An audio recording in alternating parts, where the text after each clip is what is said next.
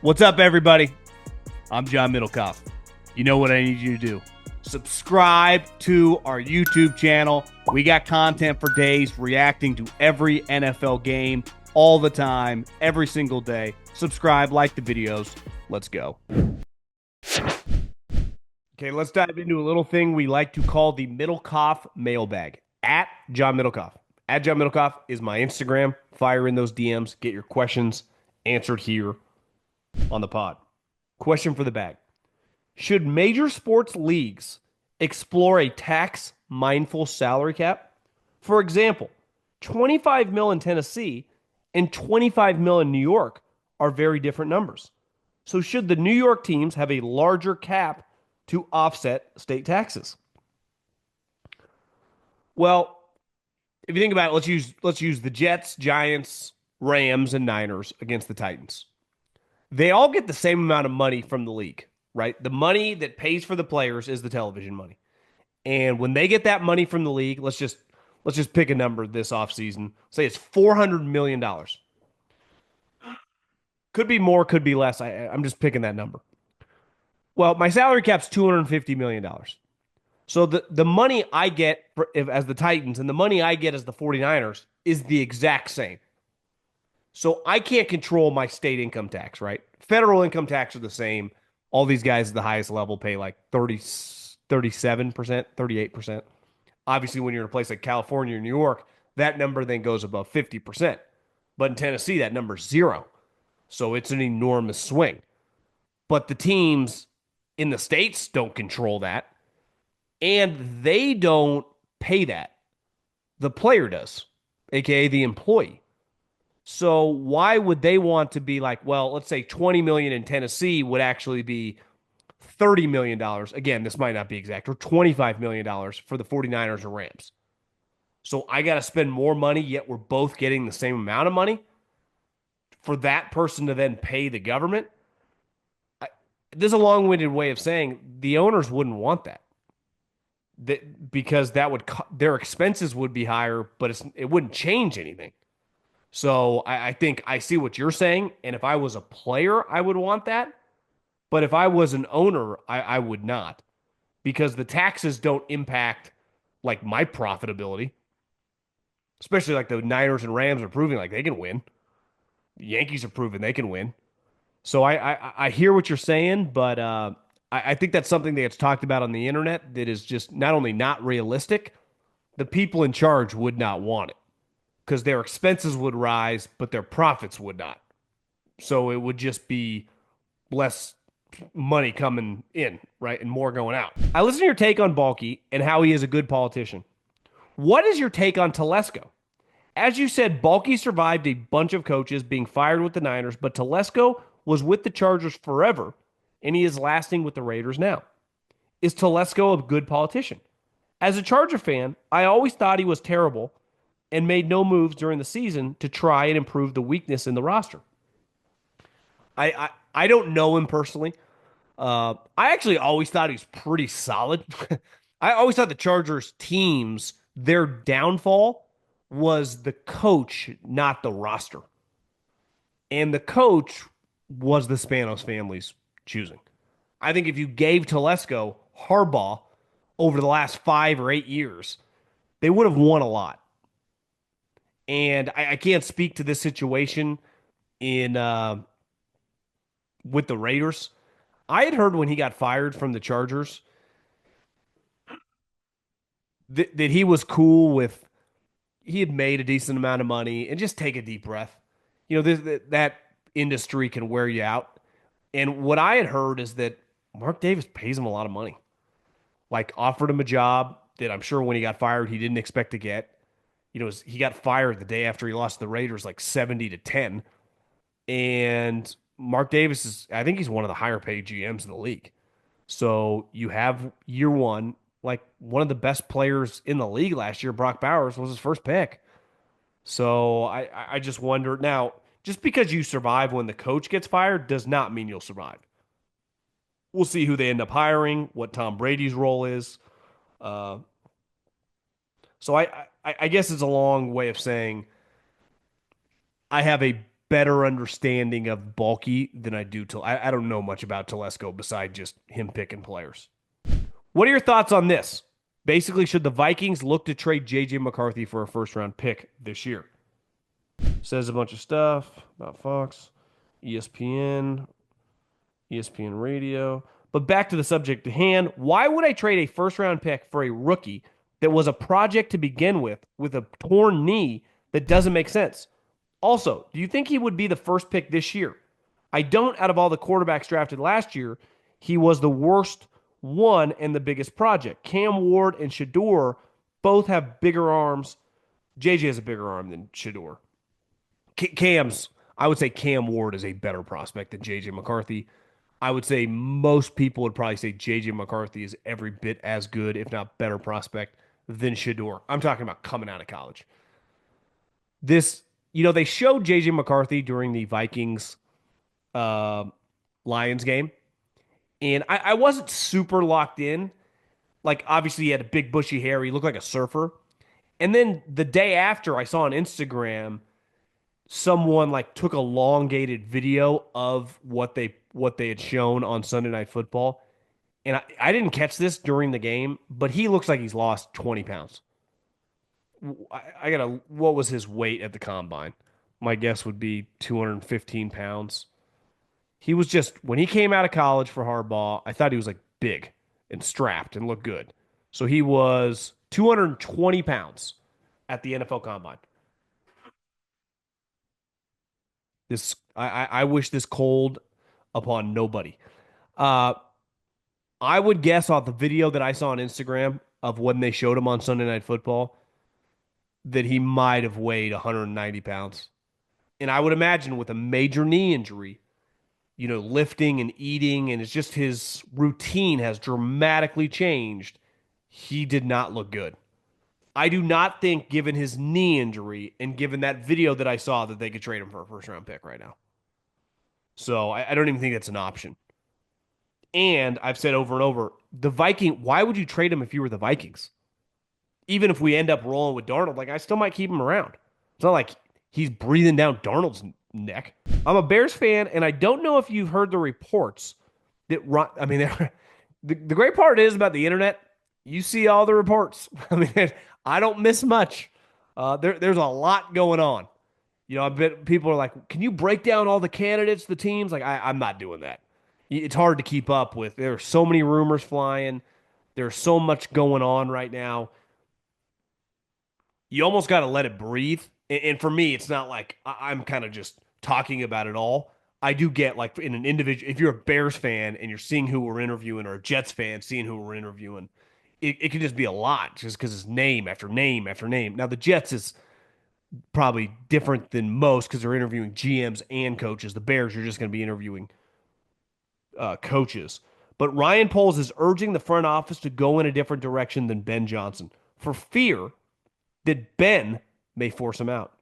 My question for you is, if this is true, would you force Poles out in order to get Ben Johnson, or do you think the Bears should stick with Ryan and whoever he decides? There was a viral yesterday. When did I go to the gym? Probably early morning, like 9 o'clock. And I was just had to get my blood flowing. Hadn't worked out much in the last week. Hadn't really done anything. I'd gone for one walk in a week. And on that walk, I was really far away from my house, and I had some serious stomach problems. And I was like, oh my God, I'm in major trouble. And while there is a golf course, and because we're in the desert, these things called washes, it's the desert. So it's like not trees and like soft bushes. It's not really an area where I was in trouble. And I thought about calling Maria to come pick me up, but I wasn't going to have enough time. And there's this one like communal pool that basically has a spa. It's like a little park, but it has a little pool. It's nice. Has a spa that I think sometimes people use. They don't have spas in their backyard, and like a barbecue area. And luckily, people were there. And I walked in. The gate was open because I didn't have a key. The bathroom was locked, so I was in such pain. I had no choice. It was very awkward. I asked the people in the spa if I could use their key to use the bathroom. Luckily, I did. And I timed myself because I didn't want to be in there like 5 minutes. These people like touching our keys. But I don't know how I got off. Uh, so I'm at the gym watching. I click on NFL Network and it's Shad Khan and Trent Baalke. Basically, two boxes. It looks like Trent's at the office. Shad's probably at one of his 15 homes, and he's sitting at his house. And, he has behind him clearly he doesn't want everyone to see how rich he is or something. So it's all like, the fake green screen where it's just nothing. And basically every question is just for Shad Khan. And Trent is just sitting there. It was extremely awkward. And I watched it for like 10 minutes. I'm like, they're just asking him the same question over and over and over. Why are you keeping Trent Baalke? Why are you keeping Trent Baalke? Why'd you fire the coach and keep the GM? And I missed this question, but I saw it go viral yesterday. Is someone asked Shad that if you hire a coach and that coach is the guy you want, but the thing he wants is for Baalke to be gone, what would you do? And Shad was like, yeah, we'd probably have to listen to him. So he eventually said, like, if we hire a guy that doesn't want Trent, yeah, I'd fire Trent. It was just, and Trent's just staring there into the Zoom. I I think it is very, very difficult to make these weird marriages happen. And sometimes you just get a GM who is looking for a coach, right? Like I'm just trying to hire a coach and have a coaching relationship with the guy, right? It's what we thought last year when Rand Carthen hired Brian Callahan.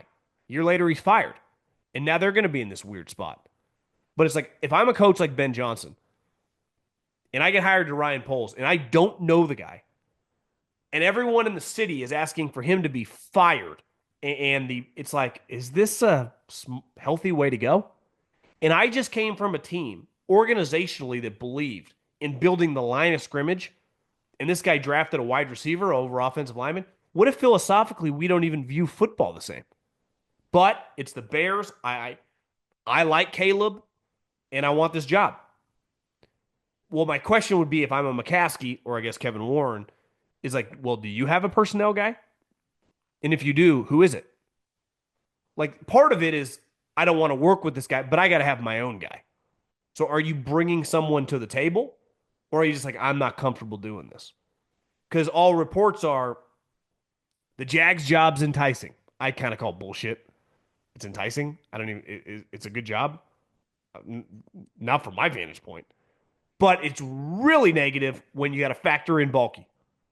So it's like Shad's already acknowledged that if you bring someone else to the table, I'll listen. So if I'm Ben Johnson, am I better off just going to Jacksonville where I can bring my own guy and get Baalke fired? Where the Bears are going to force pulls on to me? But again, all this stuff's job preservation. Most people listening right now, if you've worked in some sort of corporate office setting, you have worked around a ton of people. And money's all relative. Ryan Poles making millions of dollars. You've probably worked around people that made 50 grand, 100 grand, 200 grand, whatever, that do the same shit. What do I have to do so I don't get fired? It's actually less about how do we win. And I'm not even saying that story might be true, might not be. But if I'm Ryan Poles and I know that I hire somebody, or if I'm going to hire the best coach possible, and I've already got wind that guy doesn't want to work with me, well, why would I want to hire that guy when I'm going to lose my job? Then if it's not my job, I don't give a fuck about the Bears. I've already had to endure Kevin Warren and all this bullshit. I've had to deal with it. And who knows, did he want Eberflus? Did he not? It's hard to get to the bottom of these stories with the Bears. But I do think it's just a basic human reaction. If you have a role and they tell you, if you hire, you got these 10 options. If you hire 2 of those 10 options, they're going to want you gone. I think most of us, again, it's whether you're a GM or whether you're just a middle manager at a company, would probably avoid that person. If it like 100% like ended your job. It's one thing, it's like, hey, listen, you're going to have to learn to work with this guy. That's like a basic, we're all taught that at a young age in like school. Like learn to get along with this person, be nicer to this person. You're going to have a group project with these 3 people. It's another thing if like we hire this guy, you are fired. Like I don't think most people are signing up for that.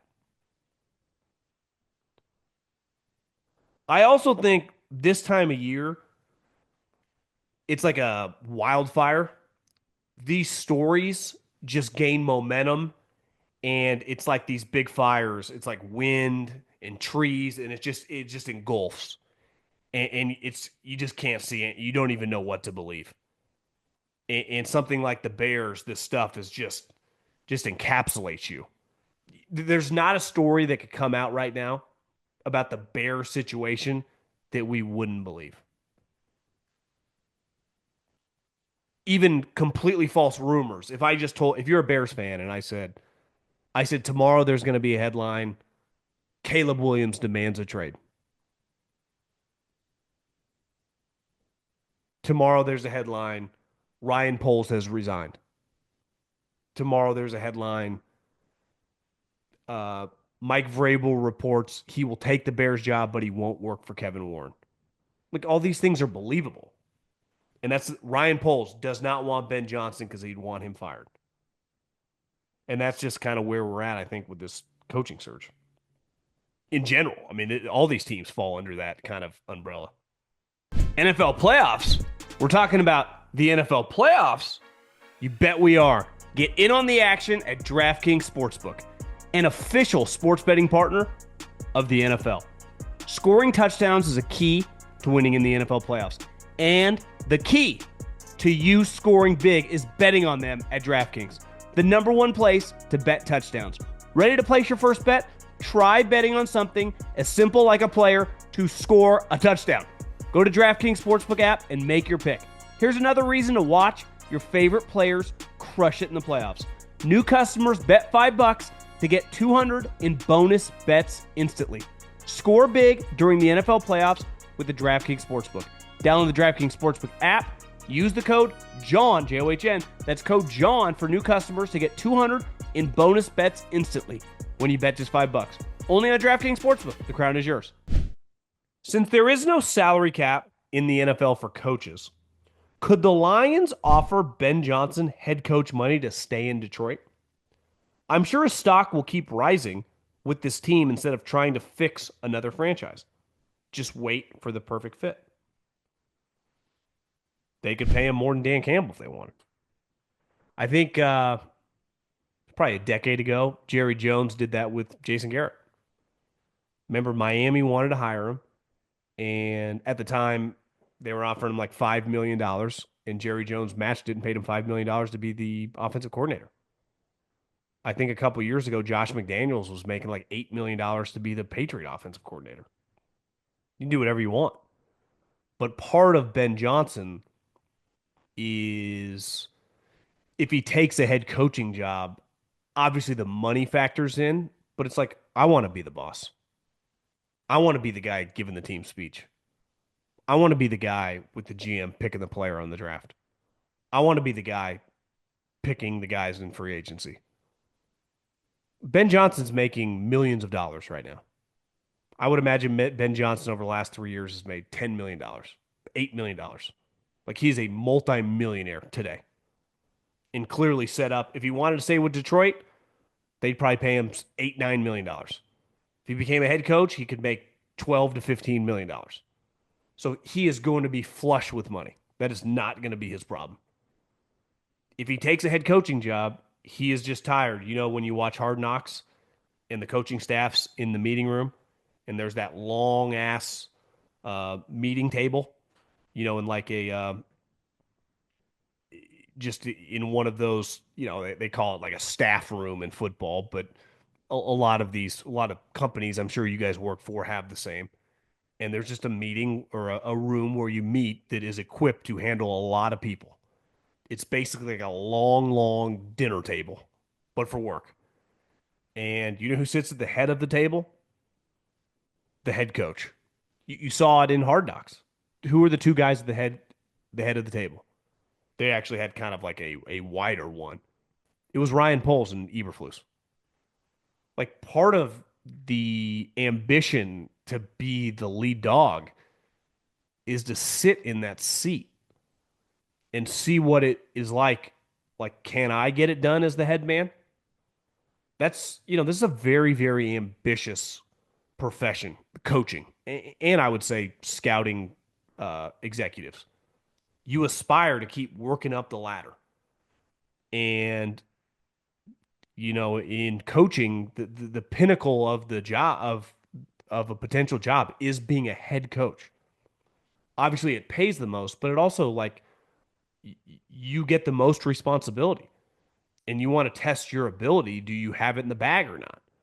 And as we've seen, regardless how old you are, you've seen most people fail because it's really, really hard. And it like Ben Johnson knows scheme. Like I don't have any question marks. Like, can Ben Johnson handle developing a game plan? Can he lead a team? Can he build a team? Can he handle controversial shit? Like when his star wide receiver and his brother, I guess I don't know if I'd call Jameson Williams a star, but highly drafted receiver and his brother get pulled over with a couple loaded Glocks about 2 in the morning.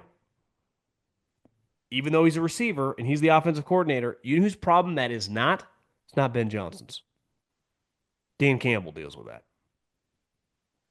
When Jameson Williams throws the ball at the referee or the opposing player and the referee standing right there, and they pull him out of the game, and Antoine Randall and they start screaming at each other. You know whose problem that is not? Ben Johnson's. Campbell deals with that. And that's what's so hard about being a coach. Think of the shit that like Andy Reid and Bill Belichick for the last Tomlin and Harbaugh for the last 20 plus years, those guys have had to deal with. Separate from football, I'm talking DUIs. I'm talking bad injuries. I saw it this year with the 49ers. Charvarius Ward's 1-year-old daughter just died. Trent Williams' wife miscarried both twins. Ricky Pearsall got shot. Type stuff, honestly, even in most industries, you don't even have to deal with. It's hard. You're dealing with young people with a ton of money, public facing, individuals. It's a challenge. So it's why I'm always hesitant. I'm always hesitant with draft picks. Last year with the quarterbacks, everyone's like, Caleb can't miss. There's no such thing as can't miss. It does not exist. It never has and never will.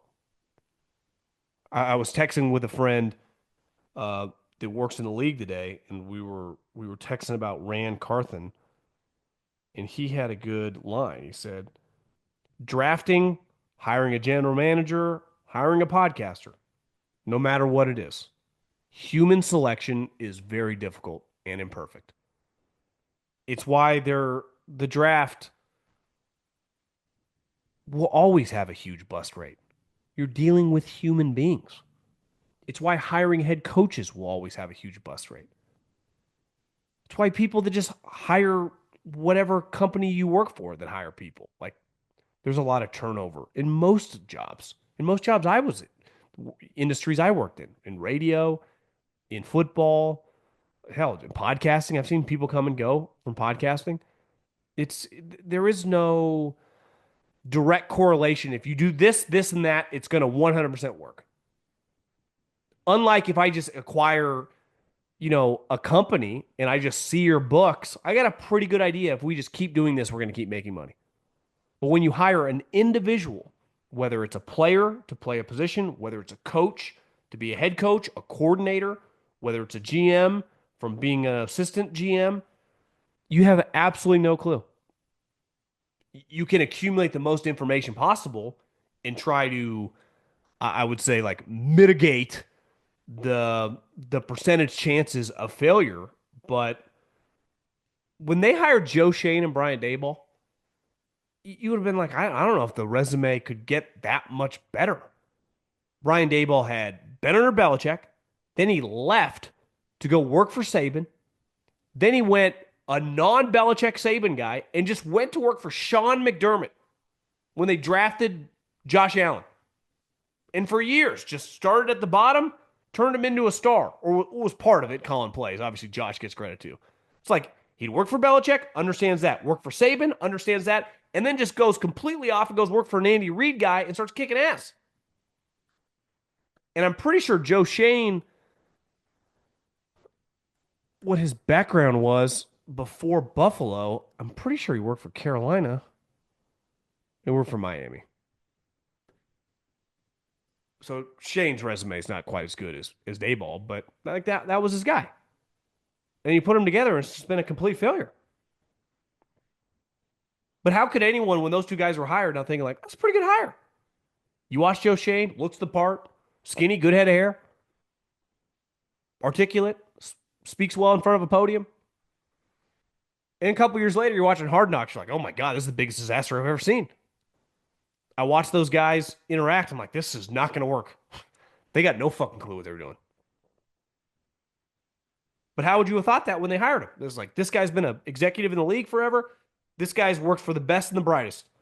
And now just coached one of the biggest projects in the history of the league into stardom. Yeah, I probably would have hired him too. Huge fan from Montana. Question for the mailbag. Football is my life, and I'm a Titans fan. So my life sucks. As they just fired the GM, garbage franchise. Do you think it's possible the coach is also in trouble because as soon as they got the number one pick, they decided to get the temperature read on Prime? Feels like they just do crazy shit and hope it works. Yeah, man, I think there are some elements to like the Jets and the Raiders. You just don't really know what you're doing. And you just kind of keep your fingers crossed. You make these hires and you just hope and pray.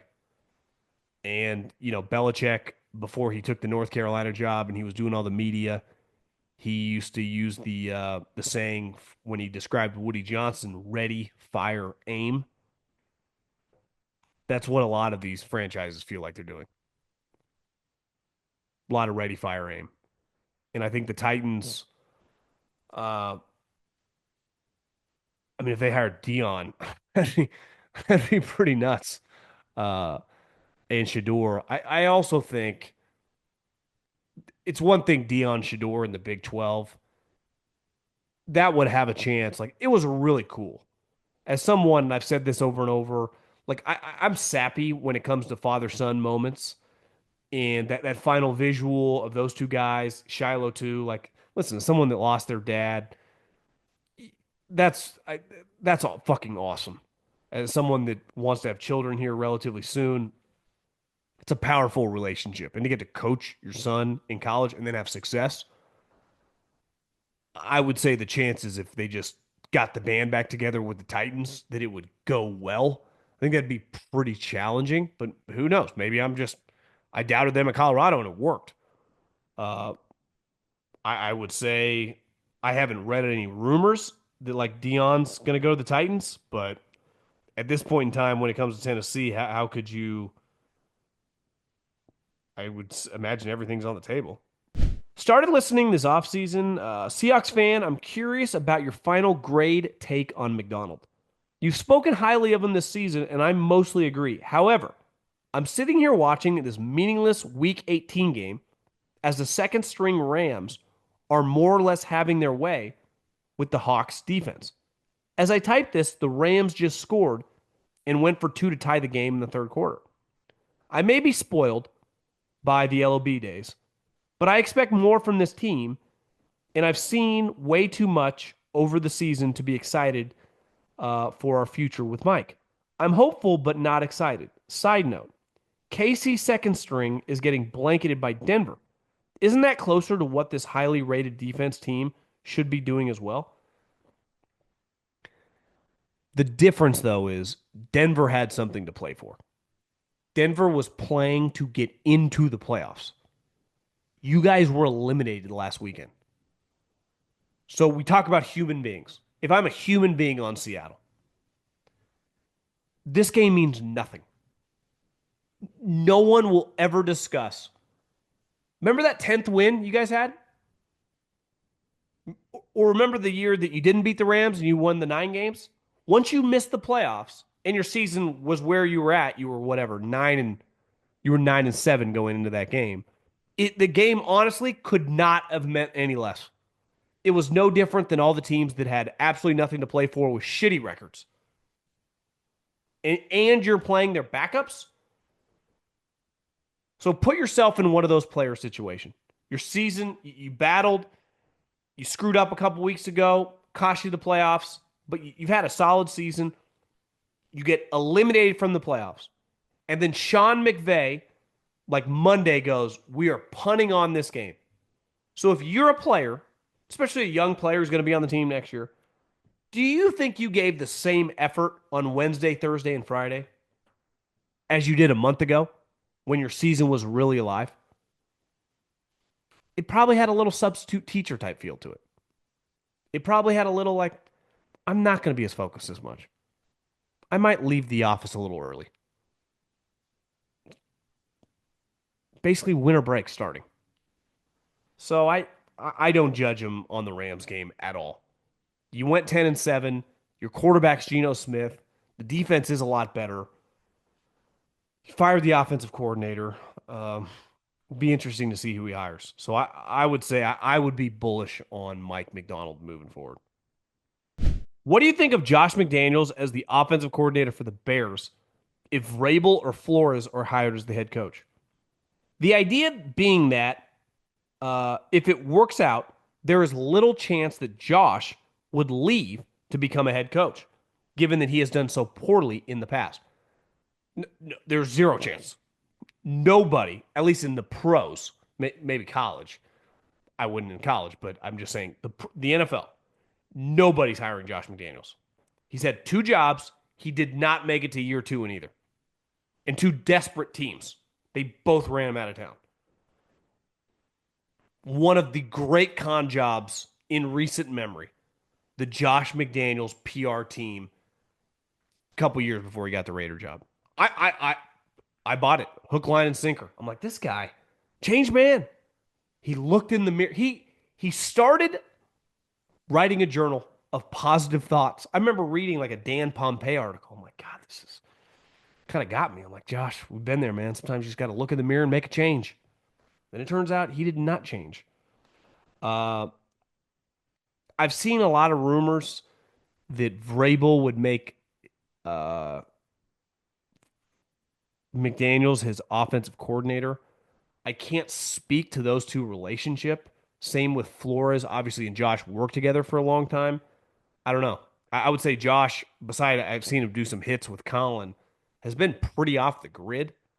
So his work as an offensive coordinator was pretty good. Now, granted, one thing I was thinking, it actually crossed my mind probably sometime in the last week. Even if Josh changed, like became a better guy, maybe humility as he got older, wasn't as cocky or whatever, in theory, he could coach Tom Brady really hard. So he coached Tom Brady, which meant he could coach everyone else on the offense like it was 1968, 1975. He could be, and listen, the offense can be like you go to a Niners practice, Kyle Shanahan isn't riding Purdy, Debo, and Trent Williams. I'm not saying he doesn't coach them, but it's like he picks his spots. Sean McVay. I'm not saying these guys aren't hard on people, but you treat different people different ways. That is not the way New England operated. Tom Brady was the tip of the spear, and he got yelled at just as loudly, if not harder, than other guys. It was intense. Well, most places, no one has Tom Brady. So you get to these other places, and it just overwhelms guys. And that's where people use Vrabel as being a Belichick guy. Vrabel just played for Belichick. Vrabel coached for Urban Meyer and Bill O'Brien. Mike Vrabel did not coach for him. He was not going to coaching meetings. He was not game planning Monday and Tuesday with the staff. That's when he was a player. So I think Mike Vrabel got the best of both worlds. He saw what it takes, like the intensity of practice, but then he saw other stuff as a coach. Where Josh, I mean, let's face it, the majority of what he knows as a coach is under Bill.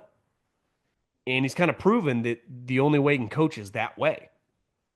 Now it's a little easier to do that when Mike Vrabel is your head coach. The thing with Flores, and I think there's been, could Flores, because he's buddy with Ryan Poles, it's well documented, which I find kind of funny, how mean Flores was to Tua.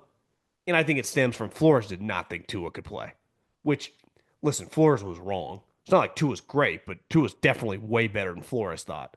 But Flores was a dick to him and the staff. Can you imagine? I've seen some funny memes. Can you imagine Flores to Caleb? One thing with Tua is like Tua played for Saban. One thing I respect about Tua, like Tua's fucking mentally tough. Might not be good enough, but no one questions Tua's like mental capabilities of like handling some shit. I think that's a pretty big question mark with Caleb. And for most of Caleb's life, like everyone's been on their knees giving him a reach around. You play for Saban, like it was an intense environment for Tua. And Tua handled Brian Flores and like I would say handled it relatively well. Caleb would never have experienced anything like Brian Flores. I don't think that would work. I don't see how Brian Flores could hold it in either. Like it would be difficult. That feels like a a bad marriage. That feels like a marriage that I don't know. I I'd have a hard. I don't think Brian Flores and Caleb. I just don't think Brian Flores could be nice to him. I don't think he'd be able to look at him after what he just witnessed on film and the way Caleb kind of carries himself. It's like Caleb, your shit don't stink anymore, buddy. Half the people that talk about football calling you a bust. Like let's take a deep breath here. Let's relax. Flores come in fucking like a drill instructor. He'd be in that guy's shit 24/7. Caleb might quit. He's like, I'm out. I'm just, I'm rich. NIL. I'm done with this. I can see Caleb demanding a trade before like training camp. Okay, we'll get out of here on that. And actually, that'd be awesome. I would pay to see that. That'd be an awesome Hard Knocks. Even though they were just on Hard Knocks, so you wouldn't get them again. Would be Flores and Caleb Williams. Sign me up. Adios. Talk to you guys soon.